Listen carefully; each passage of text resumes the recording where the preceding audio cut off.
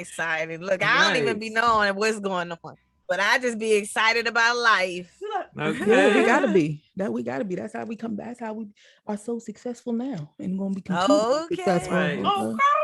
You gotta be excited about it. You gotta have something to give you drive. That's right. Yeah, so you start getting rid of all the other bullshit, minuscule stuff that don't even fucking matter. You feel more free. You feel more lighter. You're more happy. Like, yeah, fuck it. And you're just like, okay, let's go. That's how I've been all week, even though bitch was tired. Yeah, motivated as a motherfucker. Go. Always tired. Yes. Welcome, family, to Back Women Heal Show. We appreciate you for letting us into your ear. Hope you got your macchiatos, your cappuccinos, whatever you are having at this moment, at this time, at this hour that you are listening and or watching. He's scared the F out of me, you guys. I didn't know he was behind me. I wasn't saying nothing. Ladies, say hello to the family. Say hello to the family. Hello. What's going on? What's up, family? Welcome back. Welcome to the show. Welcome yo, back. yo. Welcome back. Welcome back. Oh, Yay. In my Mace voice. Right. yes. I used to love Mace. Mason Becca. Man, listen. I think I tell me told nothing you I used about to go to his Mace. church. Yeah, you Did you? did. I used to actually go to his church. Yes. What? I love what he was talking about. I hate that he wasn't able to see it through for whatever reason. Yeah. Each man carries his own cross. Yeah. But let me tell you, every Sunday, You was right there. we was Pastor Mason Betha. Yes. Really had something going. I think he just couldn't, the two worlds, you know what I mean? We're fighting all the time. Yeah. His love for music don't and his love for personally know. spiritual. Yeah, I just think so that, too. but he really would reference a lot of demonic things about the industry when he was a pastor. So I'm gonna leave that there because look, when nobody coming for me, he been silent go down since a his rabbit little beef hole with now, Cameron. Look, since his little beef with Cameron, things have fizzled out. We don't need to resurface anything. No. Especially since Google is picking up on audio now, they can transcribe our audio now, so to make us more searchable. So we definitely gonna be careful what we say. What's that YouTuber, her name Tasha, y'all know she I was like, oh, this is goals. Homegirl got her own app because of censorship. It launched this week. It popped up on my YouTube. She launched her own app. It's gonna be a lot more of that coming out. And I said, oh, that just gave me chills. Yes, it's gonna be a whole ton of that, especially where I feel like Black creatives, because we get censored a lot. Just off of the little minuscule topics, like, they'll let Caucasian people in other races say a lot of things before they cut them off, but us, anything we say, baby, we get shut the F down. Okay, just like Mark did us the other week. He was like, oh, y'all want to talk ish? Okay, I'm shutting all this ish off right. Okay, because I own it all. Exactly. So with that being said, if you're out here and you're listening and you're in the tech space, we need our Black people in the tech space that are interested in collaborating and coming up with your Black Facebook or your Black YouTube or your, you know what I mean, or your Black TikTok, because that platform can be geared towards us and you don't have to worry about like the things that happen on TikTok. They censor out your skin tone or your background or, all these weird things that it's looking for based on a demographic of who we are. So if you out there and you're listening, let's collab and not me personally, I got too much going on, but I will support, invest and support.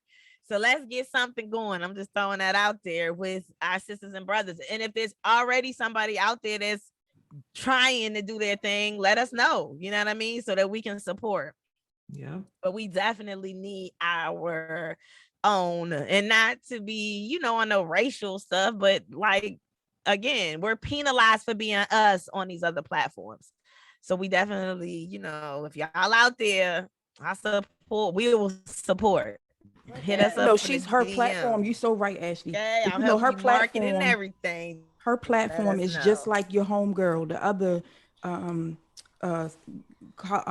journalist that does like celebrity commentary, keep it with the news and all that stuff like that. Your other girl, Lovely T, that's just her platform just like that. I know you say you don't particularly like hers, but she launched that app, baby, and I was like, oh, that just gave me chills, because that reminded me of when Issa Rae started her network on Patreon, and it was funded by her Patreon supporters. And I was like, look, look how powerful this is. Right. We can just come together on some things. That's what it's about. Yeah. Oh my God. That's what it's about. Don't even take a whole lot of people. Don't even take a whole lot of people. How long I've been saying this now? For years. Yep. For years. Yep. And the other one, Kev on Stage, the one who started out with the other guys that he went to church with and was like best friends with, Kev on Stage. Y'all know him, right? The online comedian that started out as just having like little skit videos and stuff. Heard of him? I personally haven't. If y'all see him, y'all will know exactly who I'm talking about. Okay. He's one of them skits. I know what you're talking about. He's friends with Tony Baker, another comedian. The light-skinned dude from California, Tony Baker, who's real funny too. But Kev on Stage, they started out doing YouTube videos years ago. I remember when they first started, and they would do like little churchy kind of scenes and stuff. And because they're all like Christians, heavily into the Christian faith and everything like that. They don't curse and nothing like that. They're not raunchy or nothing. But he started his studio and platform like Issa Rae on Patreon. And a lot of his exclusive content is on Patreon, but for him it's different because he doesn't talk about like raunchy topics or anything, so his censorship is not there. But with Tasha, because she talks a lot about celebrity gossip and tips that she gets and all the stuff that she gets sent to her and all this you talking about Tasha K? Yes, that's what I'm talking about. That's okay. She's a rival of my homegirl, so right, exactly, that's what I was saying. I forgot to say the K part. That app, she got that thing together, honey. I'm not knocking her at all. No, not me either, baby. I don't really mess with her channel like that either. Yeah, she's too loud. I don't really like her vibe. Motherfucker. She too loud. That's from really one loud. She too loud. Her studio is gorgeous. I love the concept now, yes. it. But she came from my girl though, so I'm a loyal motherfucker and stuff like that. Yeah, but the censorship is real. But that's smart out here. Yes. The business side of what she has going on, because a lot of fitness people are doing that as well. Right. But that's the whole thing. Like, people want. That's my problem that I have. Being that we have a platform, and then also being a Black entrepreneur in America, right? It's like people want you to do these things, and they want you to be who you are, and they want you to represent for the culture and stuff like that. But the culture don't always support. Like, you got to be some big ass Uber celebrity to even get people to back you. And it just makes me so upset, because I watch other people from different races have the same type of platforms, and the support be on fire. Crazy. You hear me? Off the top. Do it in half the time with half the effort. But I don't know Black people. Right. And no talent. Look, half the talent or no talent. And you right about it, because they'll go on somewhere, somebody else's platform, and steal it, just like from Bring It On. Go and steal somebody else's issue, right? Because they got the clout. It pops off. Perfect example of it. Living Single, Friends. Okay, no disrespect to Friends. Concept. I never watched Friends. I'm a Living Single, but they literally stole that. The whole concept, it was stolen. Like, it wasn't. It's just they put the characters color change. That's it. That's all. When you really go and look, the whole controversy when they rebooted Friends and they rebooted Living Single and started airing it back on TV, on a regular basis. That was the whole thing, because when they launched Living Single to come back, then Friends wanted to come back. You know what I'm saying? And it was always a battle. I like both shows. Of course, I was more loyal to Living Single just because the vibe, resonated more with me than Friends. But Friends was a really good show. It was well written and everything. I really did like Friends, and I liked I've always been like a Jennifer Aniston kind of fan or whatever. But and Friends lasted longer than Living Single. Well, you know why? Because it's the support. Exactly. And I mean, that was actually the viewership started going down. That was our role models. Like, we actually had. I wasn't into role models. My mother was my role model, but you know what I'm saying? Like, we had things to look at that were positive.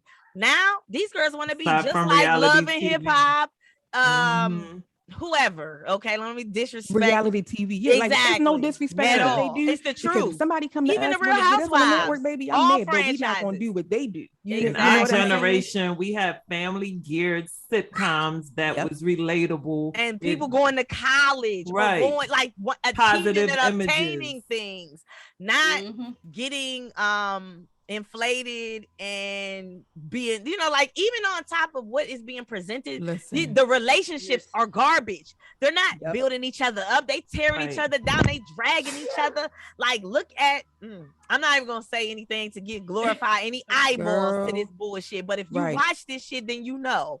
You know what I mean? And I watch it so I can speak on it. Am I happy that I watch it? No, but a lot of this shit I've been watching since I was in my 20s. You know what I mean? When I was still trying to fumble around and figure it all out. And even now I can go a year or two without watching it, tune in and know exactly what's going on. Right. It's gonna be the same thing. It's a bunch of nothing. Soap opera. It's a bunch of nothing. That's literally what it is. And then you can tell a lot of it is literally like not, it's like made up, or it's just bullshit for real. Reality TV is not but on reality. top of it, it's not like they're showing positive businesses, positive relationships. Right. You feel me? Like that's the because part that's sadly, in the society that we live in, drama and fighting, it sells. And that's what people want to tune into. People don't want to tune into positivity. They want to tune into, oh, did y'all see the fight between this one and that one? Like, this is what people entertained by. But look how dumbed down that is. Now that we going back to the principle, and again, there's nothing wrong with at times wanting to take your thinking cap off and just be entertained. But this is on a daily basis at a high level that people are being entertained. It's not like, okay, for a couple hours out the week, or, you know, even an hour out the day. This is like a work shift of entertainment. Daily. So right about it. Daily. And that's the thing that pisses me off, because unless we're beating each other down, nobody wants to listen to what we have to say. That's why so many podcasters and creatives, it takes so long to get to where they are, like 85 South, and them, like it took them, this shouldn't have never took them as long as it did to get where they are now, because they've been doing this for years. They were on TV. College. They were in college making them videos. But even when you see what I'm saying? They were on TV. That's like leverage, and it's still took. And it's still, you know what I'm saying? That long to do what they are doing now. It should have never took that long. Because people don't pay us no attention. We got to do the most. We got to get angry. We are getting paid attention. We're doing embarrassing things, or like that one video Sheena sent us. Yeah. Anybody peep that video Sheena sent us? Yes. Exactly. Prime example. And I was watching a clip yesterday. That was a hot mess. A hot ASS mess. Okay. And that is like the norm. That was, you wouldn't even have caught that on, what was our night, the BET at night thing? Uncut. Oh, yeah. You wouldn't even have caught that on Uncut. And now that is the daytime norm. Yeah. You see what I'm saying? Listen. The normalization of BS is so effing real. So effing real. They normalize. My mom and I had this conversation. I know y'all don't really want to talk about it, but I'm gonna just say it real quick and we can move on. But we were talking about the normalization of the LGBTQIA community in the sense of it being put into elementary school systems as a program for inclusivity. Now the inclusivity I get, because nobody, no matter who they are, should be bullied for who they are, no matter how young they are. But there should not be a whole course about it. Explanation of it all should come from there should not be a whole course about it. Exactly. I agree with what you're saying. I think we agree with that. And there should, because literally, just to finish what Mo was saying, last year during this homeschool thing, that inclusivity thing, not an issue. Again, I do agree with Mo. I agree with that it should come from home. But if they want to touch on, hey, you can't bully this and that, no problem. The problem is it became a part of the curriculum to the point where I had to tell them, you will not. I teach my children what I feel they need to know about sexuality, and it doesn't matter at the time when you feel it's appropriate. Exactly. Not the school decided. Exactly. And what's not going to happen. And I literally said, they were on their Google Meet. I said, unplug that right now. I said, I'll talk to the teachers if they have a problem. I don't send you to school to learn about that. That's out of line. That's out of order. Way out of line. They got clubs. They got organizations. I mean, it is so bad with my daughter being in high school. Again, what you are is what you are. But my daughter has been approached several times by different females trying to date her. Wow. She ain't even on that at all. But they assume because come to find out, purple means the purple. Some shades of purple indicate bisexual or whatever. Am I too loud, babe? Okay. Some shades of purple indicate bisexual. You know, I'm getting passionate, and he hates this too. We go off about this, but some shades of purple indicate that you're bisexual. So those are the colors that she has in her hair, and that was like first day of school. Oh, aren't you bisexual? You have the colors. Wow. She's like, no. And I like the color. Exactly. That's it. That's all. This is and she's a whole new world out here. She's not even allowed to date. And then like the things that they're putting, she didn't have a solid background from home. And somebody to talk to, exactly. Who knows where these kids blow with the wind? Like it's so crazy how it's so in your face. Because like their minds are so influential at this Pride age. Day already, so we get to the age of 21. I this. feel like we really influential and really gullible. Yeah, we can sway anyway at any moment. And that's not to say that, of course, your sexuality sways like that. No, of course not. But if you feel like you can go both ways, that's a whole different topic for a whole different day. And we're all heterosexual. But they shouldn't be putting it in our children's face. That's all I'm saying. Early. It's if it's high school, that's another story because they are experimenting with sexual things. That's another story. But elementary school, I feel like it's a little bit too young. And I think kids, like, they see differences, but they don't see differences, and they don't calculate what it is and what it means that early in that way, the way that we do as adults or they do as preteens and things, you know what I mean? It's in the books. That's my whole thing. It's in the books in elementary. The normalization of this kind of thing. They worry so much about sexuality, but not teaching sexual intercourse and how to protect themselves in detail as much as they are doing right now. Basics. With that's more important in STDs. Like I feel like they should teach more, they should spend more time on that. Exactly. You know what I mean? Every year until you graduate high school, and starting with preteen age, 5th grade, because that's when they normally start you out, 4th or 5th grade. In 4th grade, we had a course on what it means to get a menstrual cycle and all that stuff like that. But and then starting from there all the way up till you leave high school, there needs to be a course at every level, every year, a couple times a year, so that it's ingrained in your head. Look, if you do this, there's consequences to this thing, whether it's positive or negative. And the normalization of things that course don't is really in my matter house. Yet. Look, right? Because I don't play no games. I like sexuality matters, but I feel like as parents, if we were doing our job, they wouldn't have to talk about it in school, and they wouldn't have to talk about inclusivity so much. Right. Because if we were doing the right thing, if we were being good people and loving our neighbor as Christ loved the church, okay, then they wouldn't have to put it in the school. But these kids are literally committing suicide because nobody's teaching them nothing. So I understand why they're doing it. Except their friends, misinformation. And I don't play that. Be a boundary with it. You know what I mean? Too many kids. I need to get like me. I'll show y'all how to do it. If y'all embarrassed, I'll show you. Because what's more embarrassing is having a kid with an STD or having a kid with having kids when it could have been prevented. I ain't knocking nobody's situation, but certain things could be prevented. It's a simple conversation, and whatever you're uncomfortable with, again, someone else's child will be comfortable sharing the misinformation with yours. Okay, right.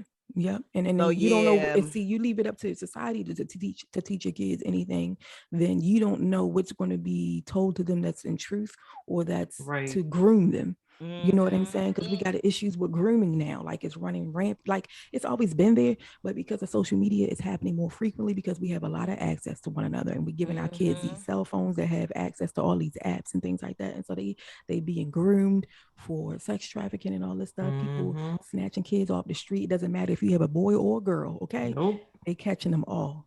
They catching them all. Catching them all. And they taking groups of girls. Like, back in the day, our parents used to tell us, like, stay with your homegirls. Don't matter where y'all go. Y'all in the mall, in the movies, at the club. Y'all come together. You effing leave together. You hear me? These little girls and guys, they be leaving each other now. These girls be leaving each other. And they get snatched up. I watched something on YouTube the other day with this little girl. No, it was TikTok, and it was actually on Facebook. But the guy who made the video, who did the commenting on the video on the situation, he put it on his Facebook page, right? I gotta look it up. This black dude, right? It was a video of a girl doing her makeup, telling a story of how her friend's uncle tried to rape her. Okay, so Lord. she. And the conversation was really about the fact that you have to tell girls to put on clothes or don't wear this around certain adult men. That should not be an issue for a grown man to be looking at a little girl like that. Okay. First of all, that was his first point. Then his second point of the video, because the girl was telling the story and she was like, I went to the mall one day with my friend and we got to the mall and she all of a sudden she just got up and she just ran away. Come to find out, her uncle was at the mall too, and he was trying to get in them pants. Okay, he had been watching her for months, trying to get up in them drawers, and they were like maybe 13 or 14 years old. And come to find out, the girl uncle paid her $100 to leave her friend there so that he could get her and try to get her in his car to go do whatever. Yeah, like she was smart enough to get up and was like, no, I'm calling my parents. And she said she got real loud, like to make attention, to bring attention to herself, right? And she said she got real loud and she just started going off like, no, I'm calling my mom and dad. I'm calling my mom and dad. And she got the F up out of there, luckily. But her friend was paid by her uncle to leave her in there so he could get to her. Okay, now you got to watch out for your teenage girls with they goddamn friends. And your boys too. And your boys too. But I'm just saying, this scenario is, a little girl or whatever. Look, but y'all know, the boys. Sean just came out with the same thing about himself with his stepfather. Yep. He said from the 8 to 12, they would have family night or movie night. And invite little boys over. And he was... And again, this is the same story you're telling, but now it's with the boy as well. You know what I'm saying? Yes. And he was able to, change his life, whatever. He moved on from it. He moved on from that situation. But a lot of people will kill themselves over that, or will, you know what I'm saying? They internalize those things that happen to them into the negative, or resort to drugs, or just that stuff have lasting effects on people. Right. Just grooming right in the family basement. He was like, it was a normal thing for us to go in the basement and just chill. That was our thing. And that just like took me back. I'm like, damn, that's the same thing we do at our house, but it's just me, Omar Senior, Omar Junior. You know what I mean? I'm like, damn, I cannot imagine my son going through that. You know what I mean? Like ever. That's what I be telling. Like this is becoming so much more prevalent in today's society. Like you keep hearing about kids being molested and stuff like that. It's just like, I mean, it was happening when we were growing up, but thankfully it's not something that I ever had to worry about or was put in that situation. You know what I mean? Thankfully, the people around you that you're supposed to trust, actually upheld that trust. Exactly. But it's so many that don't. It's like, I can't even imagine. It's disgusting. Listen, it's a special type of hell for people that really fuck with children. Like, that's right. I mean, that boils me like in the inside. I agree. I'm just like, there's a special type of hell for somebody that mess with something that's so innocent and so pure. I agree. And we need that. We need that. And it's like, how fucking dare you? How that is a baby. The audacity. Like the audacity. Like, how dare you? That is a baby. Oh, don't listen. And that shit hit me right here. It hit me right here. Yeah, I mean, girl. Not to like, I'm about to say something, but it's not to offend anybody. It's just my personal opinion based on the observations that I see. And I remember when I was a minister, and I just was, and this was when I was still in my 20s, and I would just be, like in prayer and meditation, like normal and stuff like that. And then I would just think about all the little babies in pain from being abused, neglected, abandoned, don't eat, and all those things like that. And I was just like, I just began to question, and I was just like, God, what is going on? Like, I know that we live on earth and we have free will to do things, and whether that's good or bad, evil or with love, right? And I just began to question, like, how can, and here's my thing. This is, and like I said, I'm about to say it, and I don't want anybody to be offended by it. It's just my personal opinion. This is why I say I stopped believing that there was a hell, another realm that actually exists where people suffer, because there is so much suffering here on earth already. What could be any worse than babies, infants being raped and tortured? Infants, y'all, can't do anything, fend for themselves. What can be worse than that? Seriously. Read Revelations. It gets worse. I've read it multiple times. Read it again. In Revelation, I believe in hell. I just gotta put that out there. I know you do. I know you do. Look. That's why I strongly believe in it. That's why I say what I say. I don't want to offend you or but anybody I do understand what you're saying. Audio, you know what I mean? I do think it's rough here, but I think it gets worse. And yeah. That's why I always question another realm of evil. To me, there's nothing worse than a baby being tortured, molested, raped. No, I mean, I definitely agree with you. Me, there's nothing more torturous than that. And people murdering their family members, people that they say they love. I had a family member whose son murdered her because he couldn't get what he wanted. Like all kinds of madness. You go into those psych wards and stuff like that, and the madness that them people have created, or the prison systems of these men who have done unspeakable things, and these women that have done unspeakable things. And I'm like, what, God, what can be worse than this? Really? Right. Well, let me put it to you, like, when I said there's a special type of hell, I agree with you, Mo, and Ashley, I agree with you too, because everybody wants to say that hell is a geographical location. It's not. You make your own type of hell, you make your own type of heaven. It is solely really depends on you. So when I say like there's a special type of hell, that's their personal hell, because that's something they gonna have to freaking deal with, because like you said, the audacity, the nerve, the inhuman of it all, when you go and you touch something that's so innocent. Yeah. Like, you want to pay the price that you're going to pay for doing that is more greater than anything you can humanly imagine in your little bit of your consciousness or your unconscious mind, out of the realm of all of that, to mess with a child. Because you know what, I had went to, it was like the Family Dollar or Dollar General, and it was a mother and the grandmother and their son. And I'm out and I look out for kids, because if it was my niece or nephew, I would want somebody to do the same. And they were not really paying attention to this little boy. And I watched him out the corner of my eye, because they were not paying attention. And he's just playing. And the next thing you know, I said, where did he go? I said, he went right around that corner. You walk around and think he's going to be standing right there. And she went and she got him. He was exactly where I said he was. She was like, thank you. And I said, ma'am, not for nothing, but you need to pay attention to your child. She was like, I said, it's no need to think I would want somebody to do that for me. Because you go catch me. I may have a child in heaven. They may not be here, but I'll be damned if I let a child anywhere that I go end up trying to get snatched. I will beat somebody's ass. I'm going to chase somebody down. Oh, nope, not on my watch, not around me. I get super protective when it comes to children, because children, what is that verse in the Bible that says, and a child should lead them? Right. That's going to start happening a whole lot more.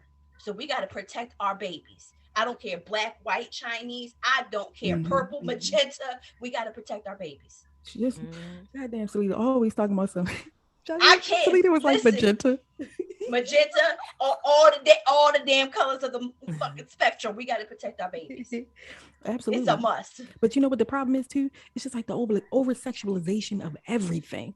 Over sexualization of men, over sexualization of women. Look, I love me some nice breasts and ass and some abs or something like that.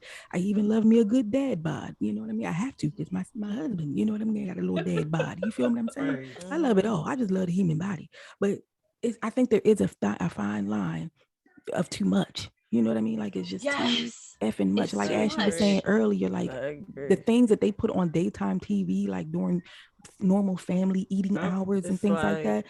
It was unheard of. Disrespectful, right? You would never. Not to mention, it's in the books, like a very well-known book. My kids love reading this one particular series. My son came home, and at the time, I want to say he was in 4th grade. My son came home, and he was so excited about reading this book. And right in the middle, the two characters grew up. They were like best friends. One was white, one was black. They were little boys. They both grew up. One was sitting on the couch with two dads, basically. You know what I'm saying? And he had twins. You know what I'm saying? And I'm just like, okay. I mean, I guess because some people nowadays probably are in that situation. But it's just like for those that aren't, it's just confusing. You know what I'm saying? And like they should at least label the book or something. That's you know what I mean? So that so we have a choice.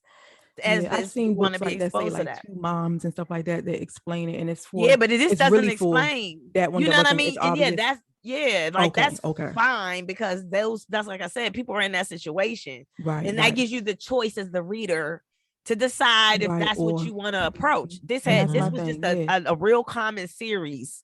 You know what I'm saying? Where it doesn't even ever really even talk about anything of that nature. It's like superhero stuff. You know what I mean? Like these two little characters. You know what I mean? They tried something new. And they just had him grow up. And in the visual of him being grown, it's like one of them little clouds. You know what I mean? Him being grown. They were both grown with their families. One of them was with another man and they had twins or whatever. And I was just like, why throw this in? Like, how does he know? Like, these are little kids that's what he gonna be doing.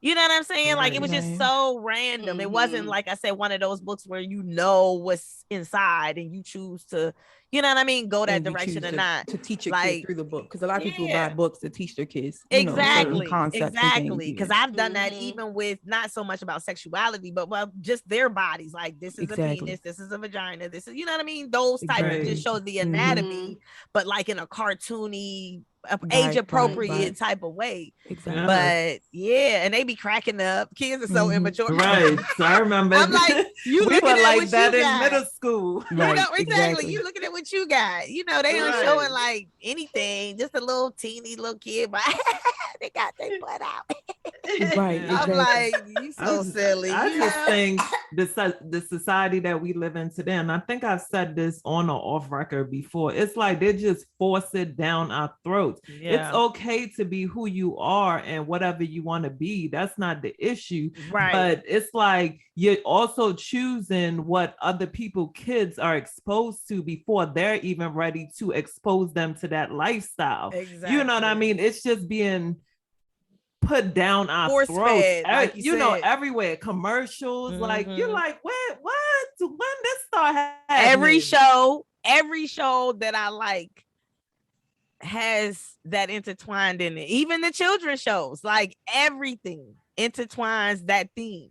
And I think because the rights are there now, and because it is not, you know, taboo as much as it was, you know, back in the 80s and 90s and things like that. I think that's why they put it in so much, because when I guess they don't want kids to have that surprise factor, and it's supposed to alleviate and help with bullying. Not fair. You know what I mean? That's just not fair though. Like, I think there's just a fine line. It's just not fair. A really fine line that we have to be careful with as parents. Yeah. It's not fair. In preparing our children before they get to school or when they go to school, and having that conversation at home first. And then we have to be really involved with the curriculum that they're being taught, and looking at the details of the curriculum and what's going to be taught before they get there. You know what I'm saying? And that's my plan. You know what I mean? Just always trying that's to be what I do. One step ahead of the game. 10 steps. We black. You know what I mean? We got to stay way ahead of the game. It's different for us. It's a very thin line. Yeah. Ooh. Yeah, it is. It's just I just think that parents should be allowed to decide how they want to introduce that or anything really. Exactly. Like that's how I feel about it. I mean, and it's like, and in Atlanta, one thing that they didn't necessarily have it in the curriculum at the time when my kids were in elementary, but like we live very close to Piedmont Park. Okay. So, and that's like a very popular, it's in Midtown. It's very, very popular. Lots of things go down there, but we would take our kids to the park there because there's a park within the park. Like it's a real big space that you could do all kind of stuff. And like literally they would see a lot of same-sex kissing. And it's like daytime, park time, you know what I mean? And it's just like we like rush because our kids were really young. And so they're looking like confused. It was just a lot of confusion. And I just felt like at that age, I shouldn't have to explain this. You know what I mean? Even if it was hetero kissing, you know what I mean? That can become an uncomfortable situation if you're out and everybody just PDAing it up and you're, you know what I mean? And it's not that type of environment. Like it's one thing if you at a concert, if you somewhere where there's drinks involved and you kind of know where things might flow. But if you're just like walking down the street, that can be a little bit of a shock to the system. Like I said, even if it's man, woman. So this isn't even an attack on that, but time and place for everything. Right. But we would see it a lot at the park and the kids would be like, you know what I mean? It would just be confusion, you know what I mean? So it's just like I wish people would be just a little bit more sensitive to children, not to their lifestyle. Whatever you do, you love it, you like it. But again, I'm not gonna go tongue my man down at the park. Let's just say that. And where the kids are around. And that's not the scene. You know what I mean? That's all I'm saying. Like because if it's nighttime and it's a little romance and the kid, you know what I mean? That's the nighttime is the right time. You know what I mean? But in broad daylight, it can be it's a lot. And like I say, and then if you add in some different lifestyles, having to explain that to a 4-year-old and a 5-year-old who can see what's happening. Like they, you know what I mean? It's a lot. It's definitely a lot. Yeah, because the society has made it seem like, okay, what, you know, the whole privacy factor, you know, it's still there, but it's not placed at a very high, you know, value. Oh, they want to do all this privacy, whatever, you know, social media, stuff like that. But then at the same, on the flip side of that, it's like, okay, what you're doing, all this, you can go ahead and show everything, but then you have to hold yourself to a higher standard. Like I always say, it's like what you do, everything isn't for everybody to see. Reserve some shit for yourself. I mean, there's nothing wrong with having that, because you don't care if people want to be like, oh, you think you're too good to show that. No, it's that this is what I'm private about this. I'm public about this. They make it seem like you being private about your stuff. Oh, you're just trying to be a good two shoes. No, I'm not. My business is my business. If you stay in your lane, then my car won't have to touch yours. It's as simple as that. Mm-hmm. It's like put a little bit more individual value on your privacy, because it's your stuff. What you want to be public, let it know be public. It's about self-control. But if you out here showing everything, every little thing, then you don't have anything for yourself. And that's why we be having, you know, a lot of different men of different backgrounds, then women showing this and men doing the same thing. It's like, yo, don't you got some standards for yourself? Where's your privacy at? Leave something to the fucking imagination for once. Everybody want to be an Instagram model. Exactly. And we're in a society now where everybody overshares information. Whatever that information is, everybody overshares everything. It's like privacy is looked upon as being something negative because people overshare so much. So it's like if you're in a whole relationship and he or she is not posting each other, it's like, well, what's wrong with that situation? You know what I mean? It's like, because society has become show and tell, too transparent. It's crazy. Everything is like, oh, you have to be transparent. Okay, so yes, but something, or myself, my secret. Right. I don't feel the need. And this is where a lot of people succumb to the pressure of society. Like, I don't have to overshare my life to know that it's happening. You know, I put out what I want the world to know. You don't dictate what I share to the world. You know like that. Say that again. That shit was fire. Beyonce is a prime example of that. She puts out what she wants the world to know. You're not going to sit here and dictate to me what it is that I put out. I let you guys know in the time that I feel necessary what's going on in my life. I'm not obligated to share every single detail of my life to the world. I don't owe you that much. I don't. Right. And you know who else was good at that was Janet Jackson. She's good at that. Denzel Washington is really good at that. A lot of the Black actors are really good at that. Even Gabrielle Union, even though she's been transparent about a lot of things in her life, I feel like she's also been really good about not letting it get out of control, so to speak. You know what I'm saying? Even like Michelle Obama and Barack Obama, there's been things that happen behind the scenes that I've read about and going down a rabbit hole, but you know, they have been able to keep a cap on it to a certain extent. You know what I mean?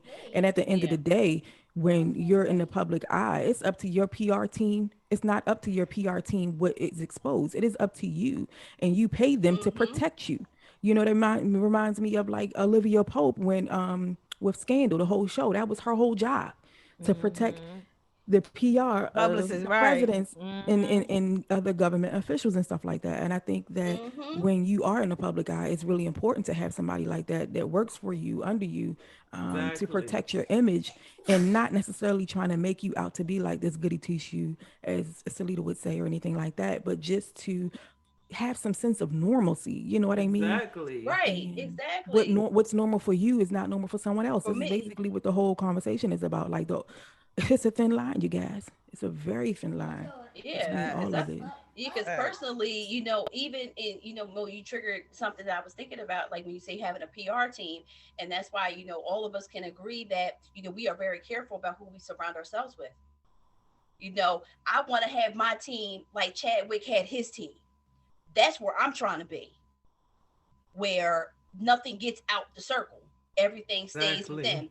That's where I'm trying to be. So if I got a demote, mafioso style, right? If I got to demote this, that, whatever, you can't even tell me shit over the phone. We gotta talk in person. Don't play with me. I need to see you here. Listen. Don't send me no text messages if you don't want nobody else to know. We don't need them kind of receipts, okay? Okay. No, absolutely. Call me, friend. Absolutely not. Mafioso or send me audio. Send me audio. When the audio asks you if you want to keep it or get rid of it. Yo, you took me out my mouth. Listen, because I was having a conversation with somebody, you know, and I'm always truthful to who I am. I speak my mind. And it was an audio conversation, and we are associates. Like, we're not best of friends, we're associates or whatever. And it's people that I'm tighter with that I have audio recordings with, and they don't save the recording. So the fact that I see after some time that, oh, this person saved the recordings, I'm like, well, wait a minute. I'm thinking to myself, like, what the hell you saving these recordings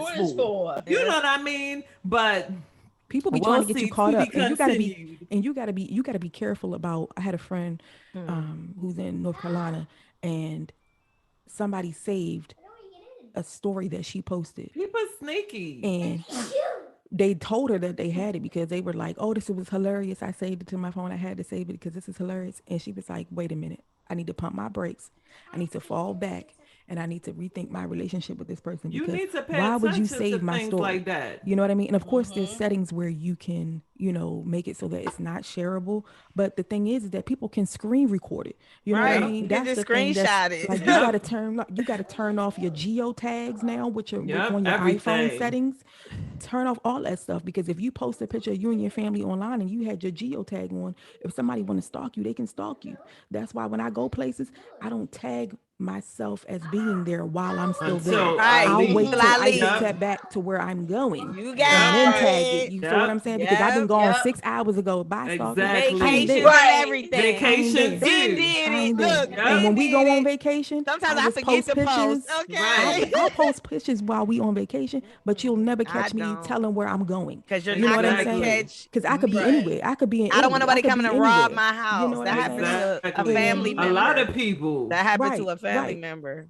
I believe it. And that's why I reposted that. That's why, since we're on the topic of like, a thin line between oversharing and all that stuff like that, like even in recent years, I stopped posting as many pictures of myself and or Omar, the baby, or anything that we're doing at home, even on Facebook, because my page on Facebook is private. Only thing that is public is like when I share those silly memes and stuff like that, right? But even stuff like that, I've stopped doing it because all of it leaves a footprint, no matter if you can or not. You know what I mean? And I just started thinking like, no, this is going to be, because see, my thing is this, I've always felt like I was going to be somebody, this is before I started the infertility podcast. And I've always felt like in some way I was going to be like a small time, like influencer or some sort for whatever reason.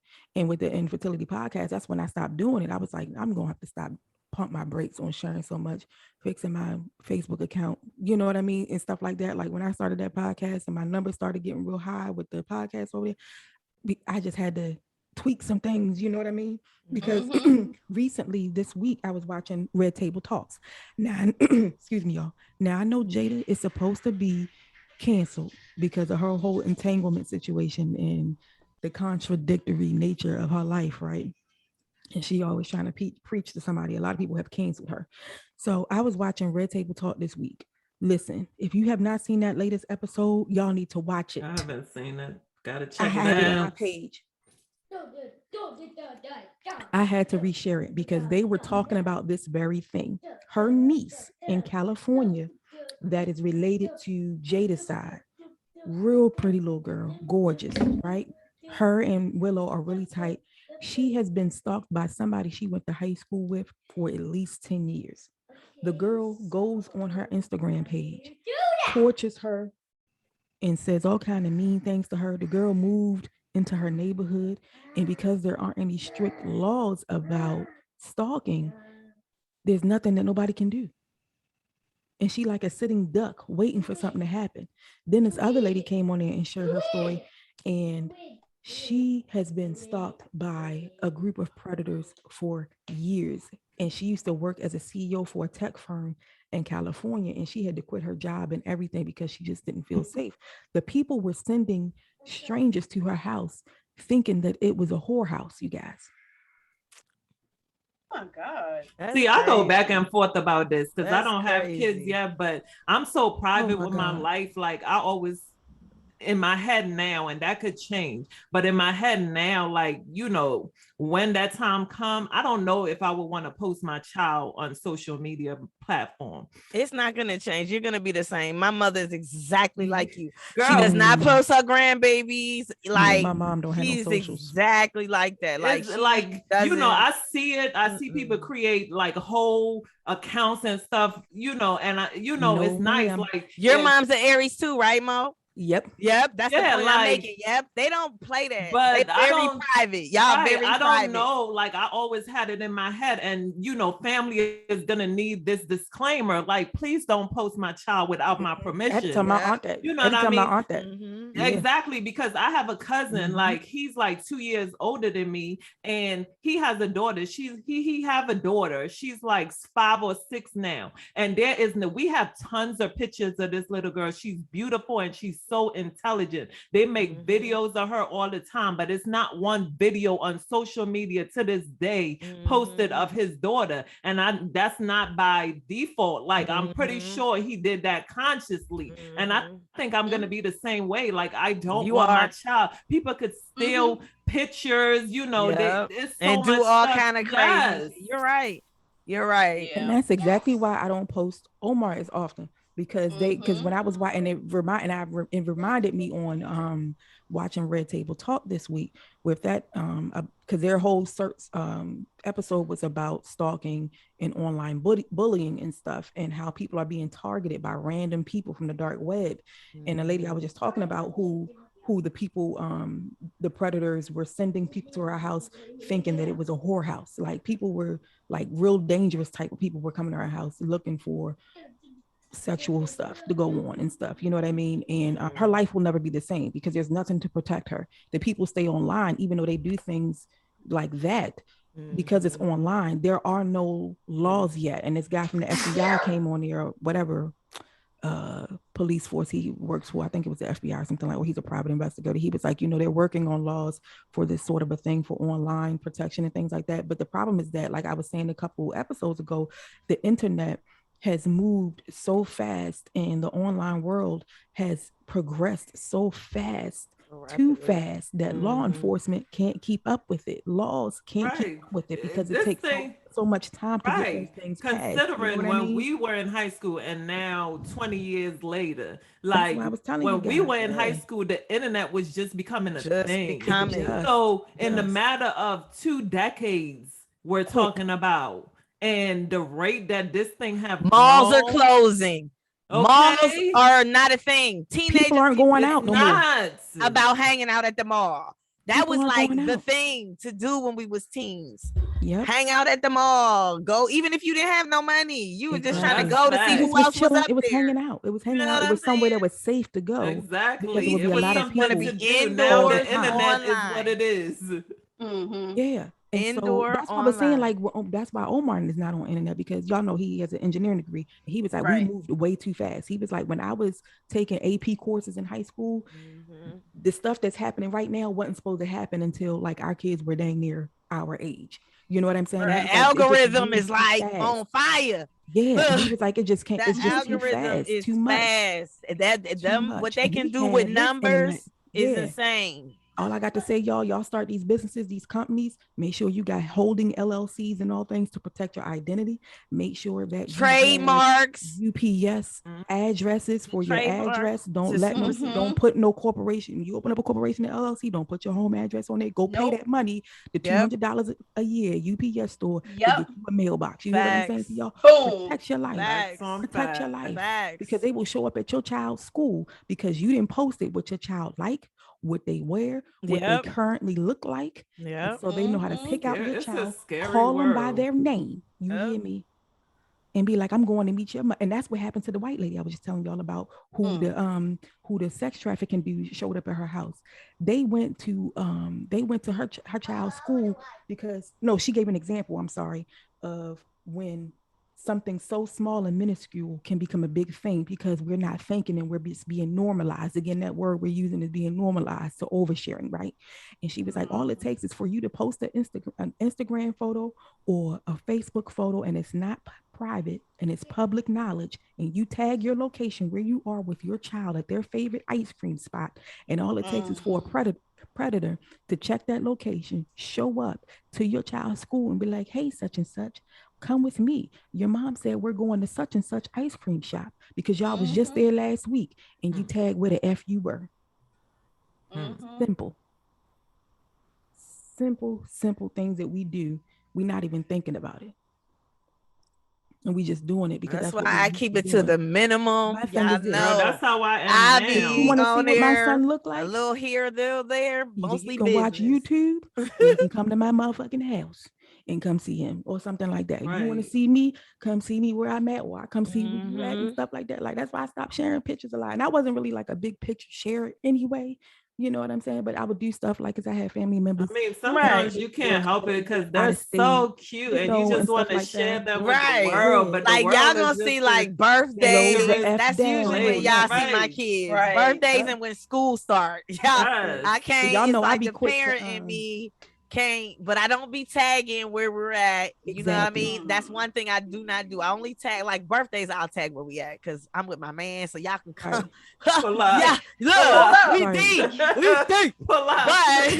can try to pull outside of that. I don't tag when I'm at none of that. I don't tag at the house. And I've never been really in favor of stuff like that, because that's too much. Exactly. You know what I'm saying? You just none of your business. You never I'm too know. Private. It doesn't even have to be anybody that you know coming to get you or trying to do something crazy to you. It could be a complete stranger, just browsing Facebook or Instagram, looking for somebody in their area. You know what I'm saying? Like it's facts. Just too much. We gotta fall the F back a little bit, y'all. You gotta fall the F back. Keep some stuff for yourself. Yes. I mean, it's so important. And I just want to say it's like just some helpful information, like with people that are forming the LLCs, just to let them know about this little tidbit that like I happened to come across it by accident, but it actually was like great. Anytime mailbox. For the address and stuff, and I'm sharing this information because I know it's going to help somebody. Anytime mailbox, it's a whole separate location. It can be in the next city, town, wherever. Starting out, it's $10.99 a month. A month to start to have that location for your mail to go to. $10.99 is very affordable. They do the notary. It's $25. They can do it right online. You're talking to the person. It's completely legit. That can help anybody. If you can't afford the $200, that's okay. Guess what? Anytime mailbox, it is Googleable. They are great because once you have that set up, if you have something that's going to your business mailing address, when it comes, what they do is that they scan it. They send you an email saying, hey, you got mail. This is what you want to do. Do you want to pick it up? Do you want us to open it? And they're very particular about that. There's documentation that you have to sign in order for them. They don't open any check stuff. But if you wanted it forward to your home address, they will do that as well. Yeah. I highly recommend them. Especially for your business owners. Yeah. Yes. Yeah, because 11 times 12 is what? 11 times 12 is boom, boom, boom, boom, boom, boom. I forgot how to multiply today. Boom, boom, boom. 12 are what? 144. 144. So it's a little under that. 136. So Salita's saving you some money. If you save your coins and pay for it outright for a year, it's always cheaper. Yeah, that's why I said that's what we do. That's what we do. We go to UPS store and get the like Jay said. Stuff like we that. don't lease. We buy the whole cart. Is you okay? Okay. We don't got some. Okay. No hating on anybody that does. And it doesn't matter. If you can get to a place where you can, you save a lot of money. That's all I'm saying. Yeah. And then it doesn't matter if you had a corporation for 10 years, 5 years, in the long run. You can always change the address. All you gotta do is pay the $25 with the state regulation office, or either drop it off and get expedited service, or do it online. A lot of stuff is online now. They change their systems, whereas you can open your corporation online from home, or and just upload the paperwork from your CPA or whoever, or your lawyer or whatever, and pay that money, y'all. Pay to protect yourself. Right. Family, okay? Because I don't want to see none of y'all on the ID channel, okay? Okay. Please. No, we don't want People are insane, you guys, and they don't have nothing to do but nothing to lose. And they ain't got nothing to lose. Okay, gotta protect yourself. Okay, that's that rich black girl shit. That's what Beyonce be doing. That bougie, that bougie black, bougie black, and protecting her bag. Exactly. Okay? Exactly. I was reading something the other day. They said she had about 25 trademarks. She trademarked everything.